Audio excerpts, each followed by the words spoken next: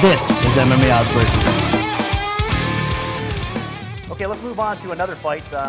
Roy Nelson versus Dave Herman. Now, Dave Herman coming in as a late replacement here. I guess I'll go first with this one. Nelson's minus 210 right now at DSI, and the comeback's plus 170. I think it's an interesting fight, a closer fight according to the odds as we've seen in the first two fights that we've covered, obviously. And I think it will be a lot more competitive. Now, we see several advantages in Roy Nelson coming into this fight. I think Herman's the bigger fighter, obviously, but Nelson's probably the more talented overall fighter. But if this thing plays out a little bit, I think Herman has a good shot. Another fight that I probably wouldn't bet Nelson on. I think that his last few fights haven't been impressive. He's actually looked worse on occasion. So I don't know if I lay the juice on Nelson right now. It'd probably be a pass, or I would go with the plus money on Dave Herman here. Give me your thoughts, Miguel. You know, Nelson's a weird guy because he fought, you know, as many people would just flat out say it, he fought fat for years.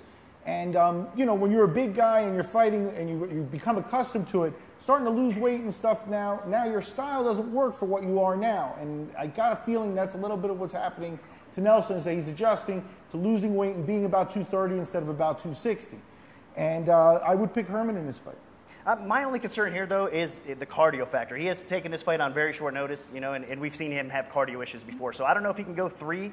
I guess, at full throttle, you know what I mean? The level he's going to need to, and Nelson possibly could. So that's my concern. What do you think about this fight, Stipe? Nelson versus Dave Herman?